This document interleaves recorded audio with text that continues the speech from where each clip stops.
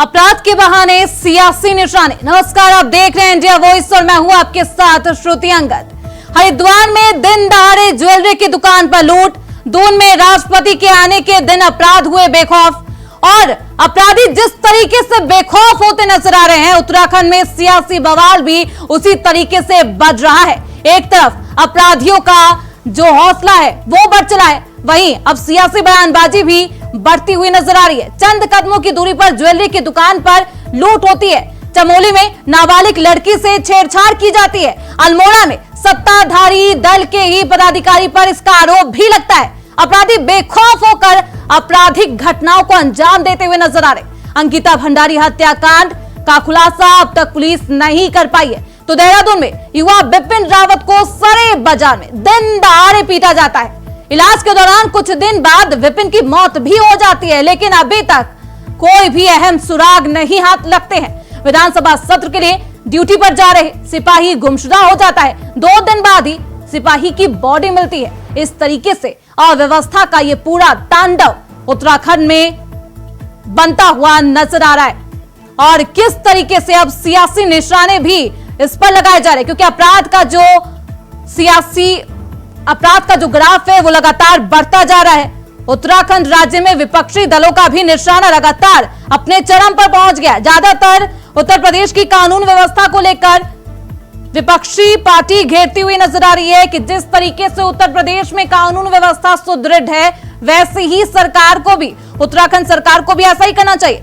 लेकिन विपक्ष का यह मुद्दा अब राज्य की हकीकत बनने लगा है। लगातार राज्यों में अपराध की घटनाएं बढ़ रही है, अपराध का ग्राफ बढ़ता जा रहा है। देवभूमि यानी कि देवों की जो भूमि है, इस तरीके से आपराधिक कुछ भूमि में तब्दील होती हुई नजर आ रही है। तो अपराध के बहाने और सियासी निशाने भी खूब लगाए जा रहे हैं। तो देहरादून हो, चमोली हो, उत्तरकाशी हो या फिर उधम सिंह नगर, सभी जगहों पर अपराध और आपराधिक घटनाएं दोनों ही अपने चरम पर है और राज्य की कानून व्यवस्था पटरी से लगता है उतर ही गई है, क्योंकि जिस तरीके से लगातार अपराध की घटनाओं को बल मिल रहा है, अपराधियों के हौसले बुलंद हो रहे हैं, उसे देख तो कई सवाल उठने लगे। तो लगातार इस तरीके से नेता, चाहे विपक्षी पार्टी के नेता हो, वो भी अपराध की घटनाएं को लेकर, अपराध की घटनाओं को लेकर लगातार सियासी सवाल पूछ रहे हैं और पार्टी से पूछ रहे हैं कि आखिर कानून व्यवस्था पटरी से क्यों उतर गई है, आखिर देवभूमि में इस तरीके के हालात क्यों पनप गए, इस तरीके की हालात आखिर क्यों हो गई है और कानून व्यवस्था आखिर कहां लचर है। सवालों के जवाब भी जानेंगे, लेकिन उससे पहले देखिए ये रिपोर्ट। देहरादून हो या चमोली, उत्तरकाशी हो या उधम सिंह नगर, सभी जगहों पर अपराध बढ़ने लगे हैं और राज्य की कानून व्यवस्था पटरी से उतरती हुई नजर आ रही है। बिगड़ती हुई कानून व्यवस्था को लेकर अब विपक्षी दलों के साथ साथ सत्ता पक्ष के भी नेता अपनी ही सरकार के खिलाफ हल्ला बोल रहे हैं। पटरी से उतर रही इस कानून व्यवस्था को लेकर विपक्ष तो छोड़िए, अपने भी सियासी तीर छोड़ रहे हैं।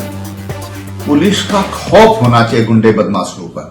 कहते हैं कि जो सज्जन लोग हैं उनको लगना चाहिए कि पुलिस हमारी संरक्षक है, और जो गुंडे बदमाश डकैत किस्म के लोग हैं, माफिया किस्म के लोग हैं, उनके दिमाग में खौफ होना चाहिए कि अगर उत्तराखंड में हम घुसे तो हम वहां से वापस नहीं लौटेंगे। ये उनके दिमाग में ये भय होना चाहिए। ये काम पुलिस को करना पड़ेगा, जिसकी मुझे जरूरत महसूस होती है। उत्तराखंड राज्य में विपक्षी दलों के निशाने पर सबसे ज्यादा प्रदेश की कानून व्यवस्था का मुद्दा रहता है, लेकिन विपक्ष का ये मुद्दा अब राज्य की हकीकत बनने लगी है। राज्य में अपराध का ग्राफ बढ़ता चला जा रहा है और पुलिस का खौफ अपराधियों के दिलों में कम होने लगा है।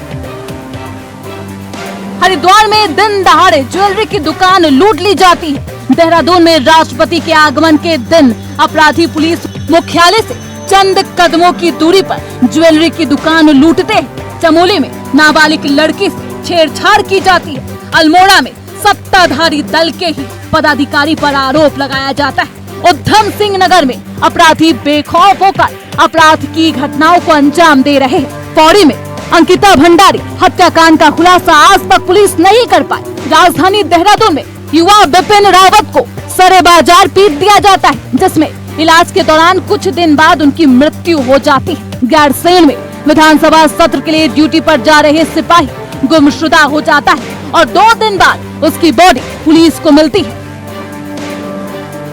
ये वो घटनाएं हैं जो पुलिस के लिए चिंता का सबब है। विपक्ष के दलों के लिए सियासी मुद्दा और आम जनता के मन में खौफ। आखिरकार उनकी सुरक्षा हो पाएगी या फिर नहीं। लेकिन अब सत्ताधारी दल के नेता भी बिगड़ते कानून व्यवस्था को लेकर सवाल खड़े करने लगे हैं कि आखिर उत्तराखंड के मित्र पुलिस अपने पड़ोसी राज्य उत्तर प्रदेश से कड़ी कानून व्यवस्था की सीख क्यों नहीं लेती। भाजपा के वरिष्ठ नेता, पूर्व मुख्यमंत्री और हरिद्वार से लोकसभा सांसद त्रिवेंद्र सिंह रावत है 1 सप्ताह के भीतर कानून व्यवस्था को लेकर दूसरा बड़ा बयान दिया है। पूर्व मुख्यमंत्री की माने तो जनता के दिलों में पुलिस नाम का भरोसा नहीं रहा है और अपराधी बेखौफ होकर आपराधिक घटनाओं को अंजाम दे रहे हैं। मैं समझता हूं कि अभी 2 साल पहले लगभग जब राष्ट्रपति देहरादून में आई थी, उसी दिन, और वो भी बिल्कुल सुबह 11 बजे के करीब, 10 बजे के करीब, एक बहुत बड़ी डकैती देहरादून में हुई थी। उसमें जो अखबारों के माध्यम से मीडिया में जो खबर आई थी वो भी कई करोड़ रुपए की डकैती बताई गई। तो इस तरह की दिन दोपहर और इस तरह की घटनाएं होना, ये उत्तराखंड के लिए हमारे लिए काफी चिंता का विषय है। और इसलिए मैं हमेशा कहता हूं कि पुलिस को बहुत सतर्क रहने की जरूरत है। अगर पुलिस सतर्क रहती तो दिन में 2 बजे हादसा होता है और हरिद्वार से निकलने के बहुत सारे रास्ते नहीं हैं, तो उनको हम कहीं ना कहीं उनको पकड़ सकते थे।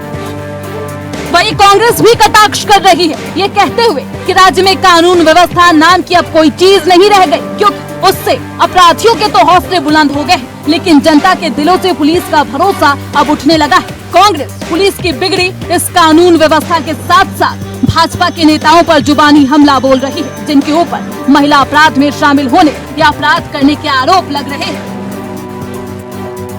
उत्तराखंड राज्य भले ही विकास के क्षेत्र में निरंतर आगे बढ़ रहा हो, लेकिन राज्य की कानून व्यवस्था को लेकर कई सवाल खड़े होने लगे हैं, जिसमें सबसे बड़ा सवाल यही है कि क्या सही में उत्तराखंड की मित्र पुलिस अपराधियों के लिए मित्र बन गई है या फिर अपराधी इतने बेखौफ हो चले हैं कि पुलिस का कोई डर भय नहीं रहा। देहरादून से ब्यूरो रिपोर्ट, इंडिया वॉइस।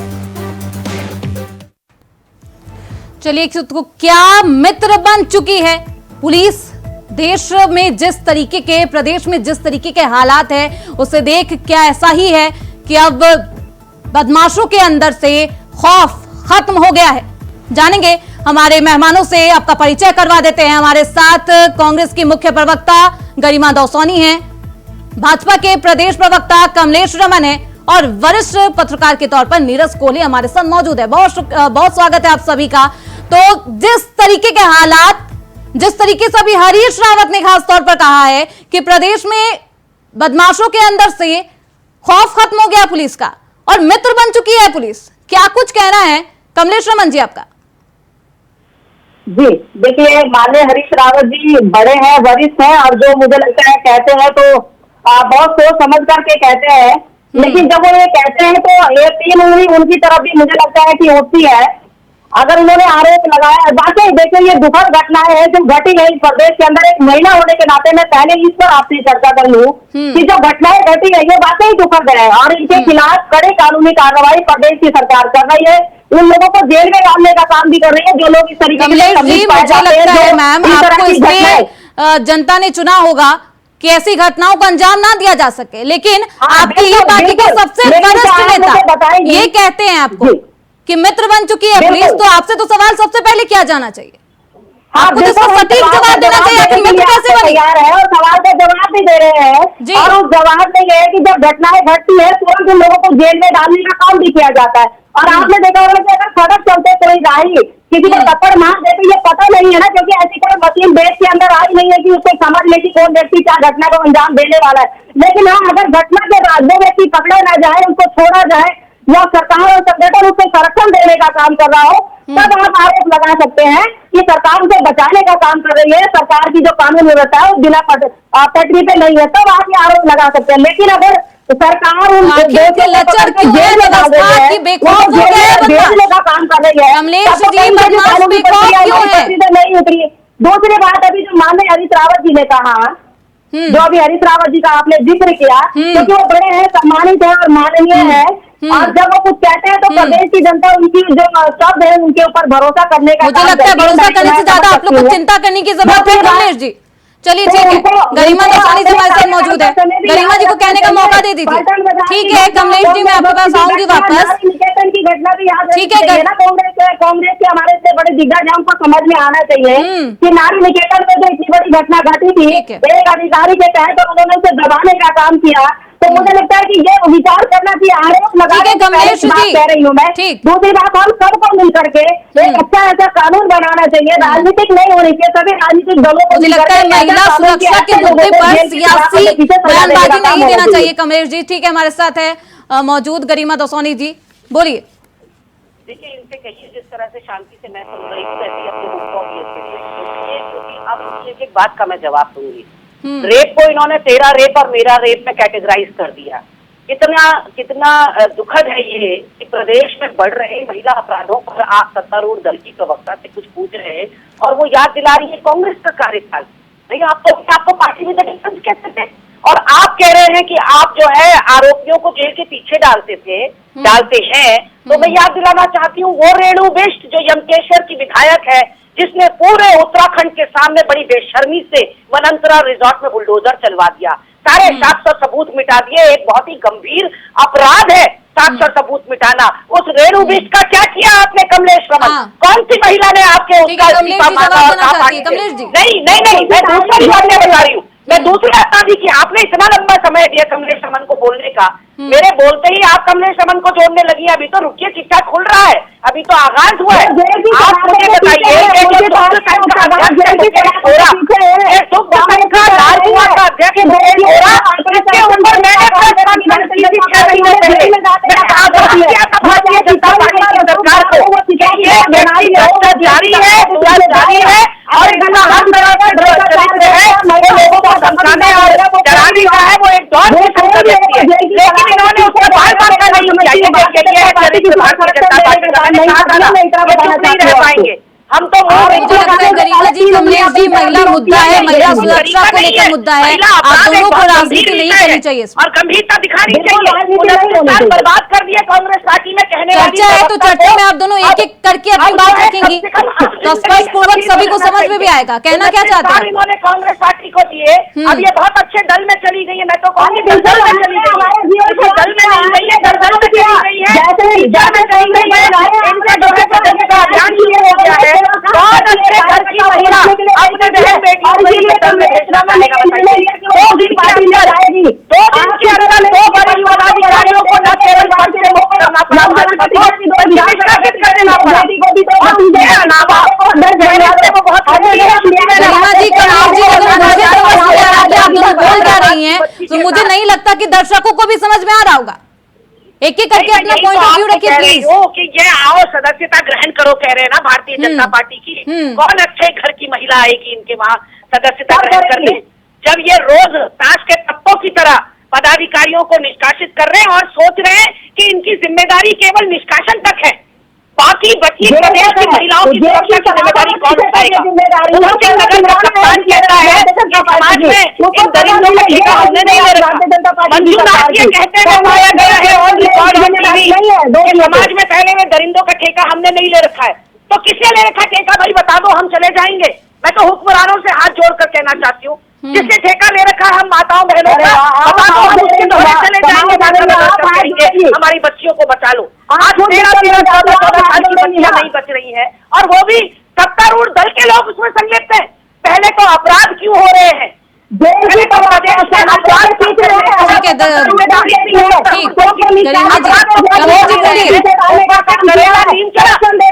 अपराधों में आपके पदाधिकारी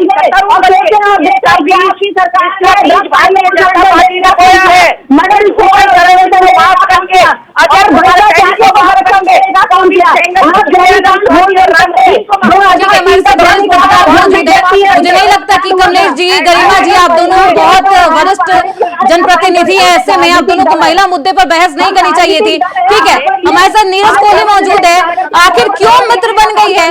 ठीक है कमलेश जी, गरिमा जी, ठीक, समझ गए। नीरज कोहली जी, आखिर मित्र कैसे बन गई बदमाशों की पुलिस अगर मित्र बन जाए तो बदमाश तो बेखौफ हो जाएंगे। ठीक है कमलेश जी, ठीक, गरिमा जी, चर्चा है, चर्चा में बात रखिए ताकि जनता आप लोग को समझ पाए, आप लोग क्या कर रहे हैं उसको भी समझ पाए। नीरज जी, ठीक है नीरज जी, हाँ, आखिर जब बेखौफ हो जाएंगे बदमाश और मित्र बन जाएगी पुलिस, तो विडंबना है, प्रदेश के हालात तो ऐसे ही हो जाएंगे। फिर बन कैसे गई, क्या कुछ हालात है ये? कानून व्यवस्था किसी भी प्रदेश का चेहरे की तरह होता है। जब हम समृद्ध राज्य की या विकसित राज्य की बात करते हैं तो उसमें कानून व्यवस्था की भूमिका बहुत अहम रहती है। बिल्कुल। और उत्तराखंड तो वैसे भी आध्यात्मिक राज्य के रूप में, पर्यटन राज्य के रूप में उत्तराखंड की एक छवि है और ये शांति प्रिय प्रदेश माना जाता है। लेकिन हाल ही के दिनों में जिस तरह से एकाएक आपराधिक घटनाएं, वो भी सीरियस क्राइम बढ़े हैं, चाहे वो रेप की घटनाएं हो, चाहे वो लूट की बात हो, चाहे वो डकैती की घटनाएं हो, चाहे वो हत्या की बात हो या हत्या के प्रयास की घटनाएं हो। और पहले हम देखते थे कि मैदानी जनपदों में इस तरह की घटनाएं होती थी, देहरादून, उधम सिंह नगर, हरिद्वार और नैनीताल, लेकिन अब मैं देख रहा हूँ कि पहाड़ी क्षेत्रों में भी एकाएक क्राइम बढ़ने लगा है। तो ये बड़ा गहरी चिंता का विषय है, क्योंकि इस प्रदेश का नेचर और इस प्रदेश की जो छवि है वो इस तरह की कभी रही नहीं है। और ऐसा लगता है कि जैसे एकदम से पुलिस का इकबाल या पुलिस का भय या पुलिस का खौफ खत्म हो गया हो, क्योंकि सड़क पे आते जाते लोग न्यूसेंस कर रहे हैं। अभी हल्द्वानी की एक घटना देखी जिसमें लड़के जो है दोनों तरफ 4 व्हीकल के ऊपर बाहर निकलकर तमाशा सा कर रहे हैं और न्यूसेंस कर रहे हैं रात को। तो इस तरह की घटनाएं आम शहरों में होने लगी हैं। और अभी आप देखिए कि उपराष्ट्रपति का मूवमेंट है, वीवीआईपी मूवमेंट है, और उसी दौरान जो है कितनी बड़ी डकैती की घटना होगी हरिद्वार में। इसी तरह से राष्ट्रपति, बिल्कुल नीरज जी, उस वक्त जब राष्ट्रपति का आगमन है, राष्ट्रपति आने वाली है, उस टाइम भी व्यवस्था इतनी लचर होती है। नहीं, वो प्रदेश में थी, उपराष्ट्रपति प्रदेश में थे, उनके रहने के दौरान ये घटना हुई। और इसी तरह से भी कुछ समय पहले राष्ट्रपति हमारे प्रदेश के दौरे पे थे और देहरादून में रिलायंस ज्वेलरी में करोड़ों रुपए की लूट हुई।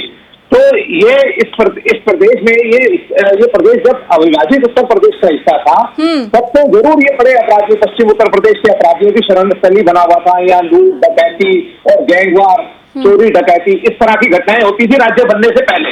लेकिन 9 नवंबर 2000 को जब ये राज्य बना, उसके बाद से धीरे धीरे चीजें बदली और इस स्टेट की जो रेपुटेशन है उस तरह की नहीं रही। होते थे, छोटा मोटा क्राइम होता था, लेकिन इस तरह के बड़े क्राइम नहीं होते थे। लेकिन हालिया दिनों में एकाएक ये घटनाएं जो हैं ये बिल्कुल एकदम कहीं ना कहीं क्वेश्चन मार्क खड़ा करती है लॉ एंड ऑर्डर पर। नीरज जी भी क्वेश्चन मार्क लगा रहे हैं कि प्रशासन की लचर व्यवस्था को देखते हुए क्वेश्चन तो उठेंगे ही, सवाल तो पूछे जाएंगे ना कमलेश जी। बिल्कुल, देखिए मैंने पहले कहा कि मैं इत्तेफाक रखती हूँ सारी चीजों से, जो घटनाएं घटी है उस तरह की घटनाएं नहीं घटनी चाहिए और इस तरह की आगे पुनरावृत्ति ना हो। इसीलिए सरकार जो है एक ऐसा कानून जिसमें लोगों को सजा मिलने का काम हो, जो दोषी हो उसको कड़ी से कड़ी सजा मिले, इसी के ऊपर काम कर रही है। क्योंकि देखिए राजनीति एक अलग पहलू है, लेकिन महिलाओं के साथ छेड़छाड़ का मामला या रेप का मामला एक बहुत ही संगीन मामला है। हमारा जो प्रदेश है वो बहुत ही शांति प्रिय प्रदेश है, हमारी धर्मस्थली का प्रदेश है, इसमें ऐसी घटनाएं नहीं घटनी चाहिए। और चाहे उसमें अंकिता भंडारी केस में पुनरावृत्ति नहीं होगी, दोबारा से ऐसा नहीं होगा, पुलिस प्रशासन काम कर रही है, तो अंकिता भंडारी केस की क्या हालात है? अभी भी स्थिति जेल तो है, जो दोषी है वो जेल के अंदर है, वो सलाखों के पीछे है। हाँ, वो गरिमा जी, श्रुति जी यही तो है, मैं तेरा रेप और मेरा रेप इसीलिए कह रही हूँ क्योंकि भाजपा पूरे देश में प्रोटेस्ट करवा रही है कोलकाता को लेकर। कोलकाता में उसको सीबीआई जांच चाहिए, कोलकाता में उसको राष्ट्रपति शासन चाहिए, कोलकाता में उसको ममता बनर्जी का इस्तीफा चाहिए। लेकिन अंकिता भंडारी हत्याकांड में फास्ट ट्रैक कोर्ट में तक मामला नहीं चाहिए, सीबीआई तो छोड़िए, फास्ट ट्रैक कोर्ट में मामला नहीं है। मुख्यमंत्री का इस्तीफा छोड़िए, यमकेश्वर विधायक का इस्तीफा भी नहीं चाहिए इनको यहाँ। यानी कि इतना ज्यादा सिलेक्टिव है भाजपा अपनी अप्रोच में। और मैं इसमें मीडिया को भी दोष दूंगी। मीडिया जब भी कोई इस तरह के अपराध होते हैं महिलाओं के प्रति, उसमें धर्म खोजने लगता है कि क्या अल्पसंख्यक समुदाय का लड़का इसमें इन्वॉल्व था या नहीं। अच्छा, हिंदू था तो हल्का हाथ रखते हैं, अल्पसंख्यक था तो उसको रील पर रील बनाकर 24 घंटा चलाएंगे, जैसे यहाँ हो रहा है। यहाँ जो भाजपा के सत्ता, आपने गरिमा जी बेहद गलत बात कह दी है, ना कि कोलकाता में इस तरीके की घटना नहीं है। मीडिया अरे आप गलत समझ रही हैं। मैं कह रही हूँ जब आप धर्म खोजने लगते हैं अपराधी की जगह पर। मैंने अभी बोला कि हम लोग ना धर्म की बात करेंगे, महिला सुरक्षा की बात करेंगे। अपराधी को आप इंडिया वॉइस के लिए नहीं कह रही हूँ, मैं एज अ होल मीडिया के लिए कह रही हूँ। एक औरत के लिए अगर कोई शब्द प्रयोग करूँ तो पूरी औरत जात के लिए जाएगा ना। गरिमा जी, आप मुख्य प्रवक्ता है कांग्रेस की, शब्दों का चयन तो बिल्कुल ही सही तरीके से करना चाहिए, मुझे लगता है। आप बातों को मैं ये बोल रही हूँ कि अपराधी को अपराधी की दृष्टि से देखा जाना चाहिए, चाहिए और हर अपराधी के लिए एक समान सजा होनी चाहिए। ये नहीं हो सकता कि कलकत्ता वाले मामले में आप तुरंत जो है सीबीआई जांच करो। यहाँ 2 साल से हमारा गला सूख गया सीबीआई जांच मांगते हुए, 2 साल से हमारी बच्ची को न्याय नहीं मिला। क्यों प्रचंड बहुमत की सरकार ने नहीं कराई सीबीआई की जांच? क्यों यमकेश्वर विधायक का इन्होंने इस्तीफा नहीं दिया और वीआईपी कौन सा इसका खुलासा नहीं किया? क्योंकि अपराधियों को अपने कानों में तेल डाल के देखा करिए, मैंने कौन संसदीय इस तरह से डांटने के लिए हल्काने के लिए बैठा रखा है, लेकिन उसमें बात कहना चाह रही हूँ, बात आप तक कर नहीं आ रही है। मैंने सिर्फ ये कहा कि जहाँ 2 साल पहले जघन्य हुआ, लेकिन यहाँ क्योंकि भाजपा के राष्ट्रीय सरकार क्योंकि